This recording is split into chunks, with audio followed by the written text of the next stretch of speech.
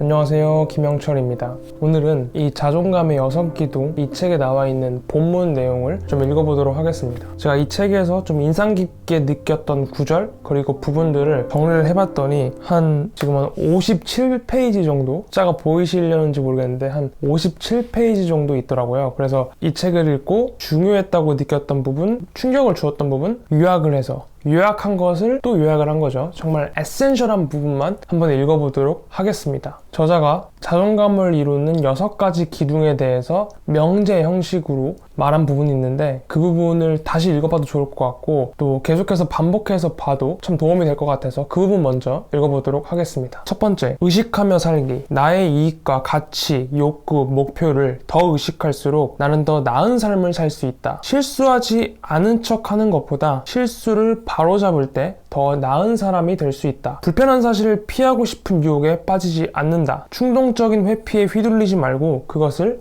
다스려야 한다. 두 번째, 자기 수용. 가장 근본적인 수준에서 나는 나 자신이다. 가장 근본적인 수준에서 나는 나 자신을 받아들여야 한다. 설사 내 생각에 동의할 수 없고 그에 따라 행동할 생각이 없다 하더라도 내 생각의 진실성을 받아들일 수 있다. 그 생각들을 부정하거나 거부하지 않는다. 반드시 좋아하고 찬성하거나 그것들에 지배당하지 않고 나의 기분과 감정을 받아들일 수 있다. 기분과 감정을 거부하지 않는다. 나의 문제를 받아들이지만 그 문제에 나를 가두지 않는다. 문제가 곧 나 자신은 아니다. 두려움, 고통, 혼란, 실수는 나의 본질이 아니다. 세 번째, 자기 책임. 나는 내 존재에 책임이 있다. 나는 내 욕구를 성취할 책임이 있다. 나는 내 선택과 행동에 책임이 있다. 나는 내 시간의 우선순위를 정하는 데 책임이 있다. 나는 의사소통의 질에 책임이 있다. 나는 나 자신의 행복에 책임이 있다. 나는 스스로 삶의 방식으로 선택하거나 받아들인 가치에 책임이 있다. 나는 내 자존감을 높일 책임이 있다. 내게 자존감을 줄 수 있는 사람은 아무도 없다. 궁극적인 의미에서 나는 혼자임을 받아들인다. 즉, 내 인생을 바로잡거나 나를 구원하거나 나의 어린 시절을 되돌려주거나 나의 선택과 행동으로 인한 결과에서 나를 구제해줄 사람은 없다. 이 사실을 받아들인다. 특정한 문제에서 도움을 받을 수는 있다.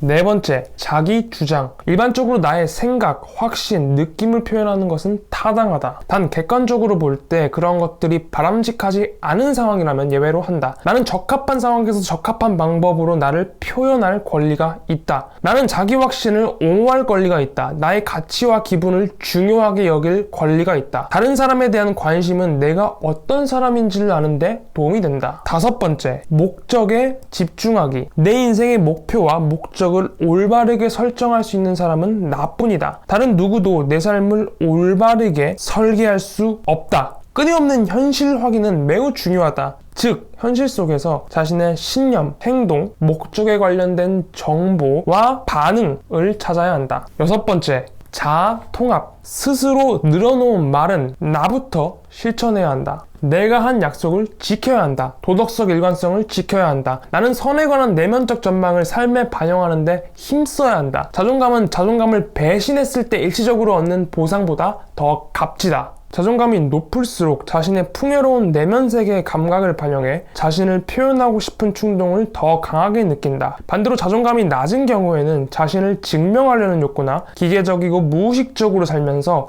자신을 망각하려는 욕구가 더 커진다. 우리는 자신과 비슷한 수준의 자존감을 지닌 사람에게 편안함을 느끼는데 이는 정반대 성향이 서로를 끌어당기기도 하지만 자존감의 경우에는 그렇지 않다. 평범한 자존감을 가진 사람은 대개 비슷한 사람을 끌어당긴다. 자존감이 낮은 사람은 마찬가지로 자존감이 낮은 상태를 찾는다. 자신의 운명을 아는 사람은 자신이 아는 것과 현실이 일치하게끔 행동한다. 우리는 자신이 아는 것과 인식할 수 있는 현실이 다르면 불안해한다. 미래를 좌지우지하는 자기 충족적 예언. 자존감은 자신이 무엇을 할 수 있을지 그리고 어떤 모습이 자신에게 어울리는지에 관해 일련의 암시적 기대를 낳는다. 이러한 기대는 기대를 현실로 바꾸는 행동을 촉발하는 경향이 있다. 결과로 나타난 현실은 본래 지녔던 믿음을 더 분명히 해주고 강화한다. 자존감은 높거나 낮거나 모두 자기 충족적 예언을 낳는다. 자기 개념은 운명이다. 아니, 더 정확히 말하자면 자기 개념은 운명이 되기 쉽다. 자기 개념이란 우리가 의식적, 무의식적으로 떠올리는 자신의 모습이다. 여기에는 신체적, 심리적 특성, 장점과 단점, 가능성, 한계, 강점과 약점 같은 것들이 포함된다. 조화로운 자존감을 지닌 사람들의 원동력은 두려움이 아니라 즐거움이다. 이들은 고통을 회피하지 않으며 행복을 마음껏 즐기려 한다. 자기 회피나 자기 정당화가 아니라 자기 표현을 목적으로 삼는다. 자신의 가치를 증명하는 것이 아니라 가능성을 실현하는 것이야말로 원동력이 된다. 자신이 충분하다는 것을 증명하려는 것이 목표라면 그 계획은 영원히 끝나지 않는다. 그 문제가 논란의 여지가 있다는 것을 인정하는 순간 이미 싸움에서 진 셈이기 때문이다. 우리가 지닌 자존감의 욕구는 인간 종에 고유한 두 가지 기본적 사실에서 비롯한 결과이다. 첫째, 인간은 환경을 성공적으로 극복하고 생존하는 데 의식을 적절히 활용한다. 우리의 삶과 행복은 생각하는 능력에 달려있다. 둘째, 의식의 올바른 사용은 저절로 이루어지거나 타고나는 것이 아니다. 의식 활동을 조절하는 것은 선택, 즉 개인의 책임감이라는 요소가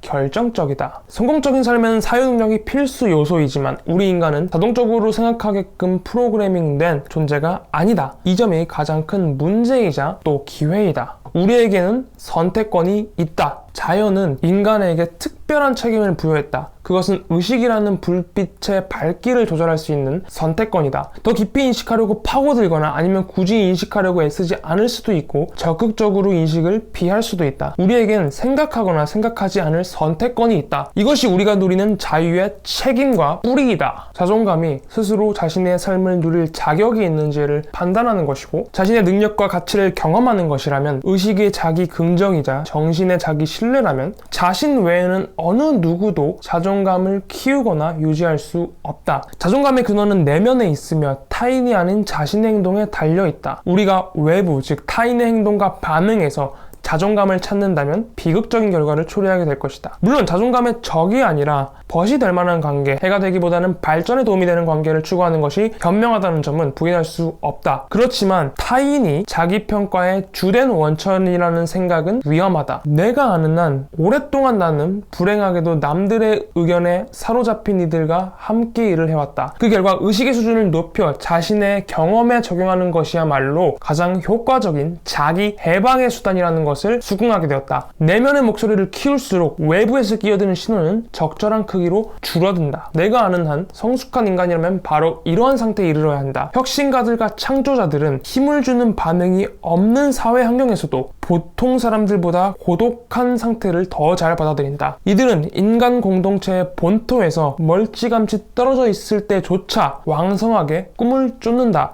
개척지라도 두려워하지 않는다. 문자적 의미에서 배짱을 가르칠 수는 없지만 그것을 습득하는 과정에 도움을 줄 수는 있다. 행복, 평안, 진보가 우리의 목표일 때 배짱은 우리가 자녀 양육에서, 학교에서, 조직에서, 그리고 가장 먼저 우리 자신 안에서 분투해야만 얻을 수 있는 특성이다. 자존감의 근원에 다가가는 과정에서 실천, 즉 행동에 주목해야 하는 이유는 무엇인가? 삶과 관련된 모든 가치는 그것을 성취하고 강화하고 누리는 행동을 요구해야 하기 때문이다. 작가이자 철학자인 아인 랜드는 삶이란 자발적이고 자립적인 행동의 연속이라고 정의했다. 우리 몸의 각 기관과 기관계는 끊임없이 움직임으로써 생명을 유지한다. 인간 역시 행동함으로써 이 세계에서 자신의 가치를 추구하고 지속해간다. 자존감을 포함한 가장 본질적인 가치에는 행동이 필요하다. 이 책을 읽는 독자 중에는 다른 사람의 자존감을 복돋아주는데 영감을 얻고 싶은 학부모나 교사, 심리치료사, 경영자도 있을 것이다. 그런 독자들에게 출발점은 변함없이 자기 자신이라고 말하고 싶다. 내면에서 작동하는 자존감의 동력, 다시 말해 자존감을 낮추거나 높이는 요인을 직접 경험하지 못한다면 다른 사람에게 긍정적인 영향을 주는데 필요한 이 주제를 깊이 이해하지 못할 것이다.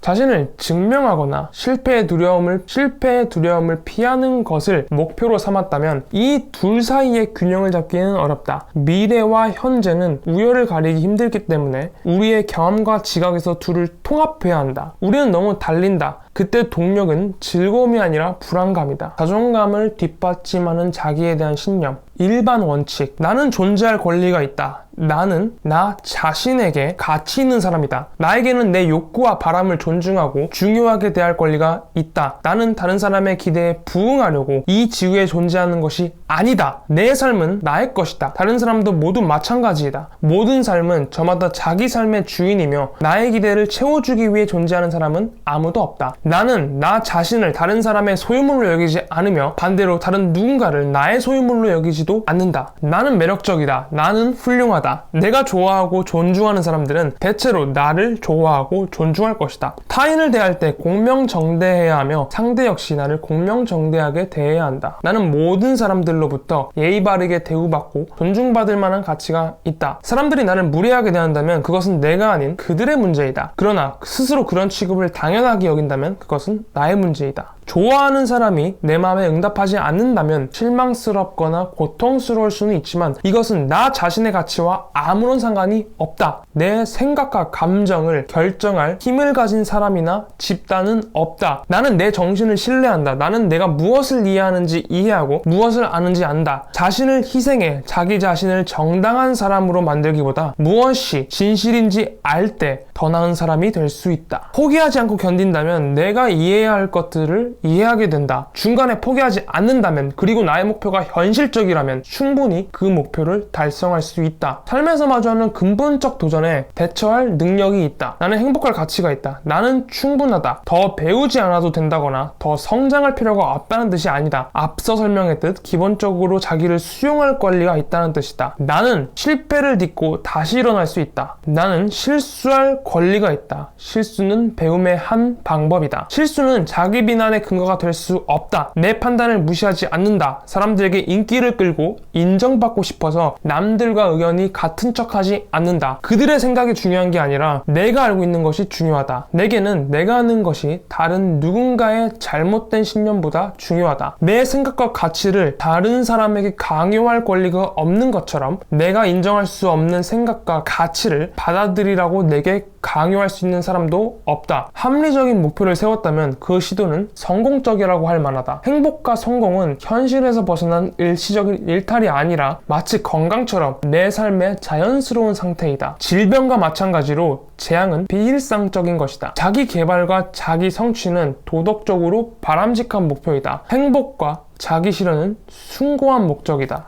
우리가 처단해야 할 또 다른 용은 불편함을 피하려는 충동이다. 의식적으로 살려면 자신의 두려움을 마주 보아야 한다. 이는 우리를 해결하지 못한 고통과 만나도록 이끌 것이다. 자기 수용에는 자신의 평형 상태를 방해하는 생각, 감정, 행동들을 자신의 현실로 받아들이는 일이 필요하다. 그것은 우리의 공식적인 자기 개념을 뒤흔들 수 있다. 자기 책임을 실현하려면 우리는 언젠가 구원자가 와줄 것이라는 환상을 버리고 궁극적인 고독과 마주해야 한다. 자기 주장은 다른 사람이 어떻게 반응할지 알 수 없는 상황에서 진실해지려는 용기이다. 불편을 피하고 싶은 욕구 자체는 잘못이 아니다. 하지만 그 욕구에 굴복했을 때 우리는 중요한 현실을 보지 못하게 되고 제때 필요한 행동을 취하지 못하게 되며 결국 비극적인 결과를 맞이한다. 자, 지금까지 자존감의 6기둥에서 제가 중요하다고 뽑은 것들 중에서 또 그 중에서 중요한 것들을 읽어보았습니다. 이 영상은 나중에 제가 반복해서 들을 생각이고요. 또 영상을 보지 않더라도 이어폰으로 오디오북처럼 들을 수도 있는 거니까 여러분들도 자기 자존감에 대한 이해가 필요하거나 아니면 여기서 나왔던 자존감의 6기둥에 대한 각각의 명제들이 필요하시다면 이 영상을 틀어놓고 산책을 하시거나 운동을 하셔도 좋을 것 같습니다. 저는 이 책을 읽으면서 제가 생각하는 신념과 너무 일치한다는 느낌을 받았고요. 내가 미처 잊고 있는 자존감의 한 부분이 있을까? 거기에 대한 대답이 충분히 되었던 것 같습니다. The Senior Brand은 자존감의 6기둥 본문 읽기는 여기서 마치도록 하고 다음에 저는 더 유익한 영상과 멋진 내용으로 여러분을 찾아오도록 하겠습니다. 감사합니다. 김영철이었습니다.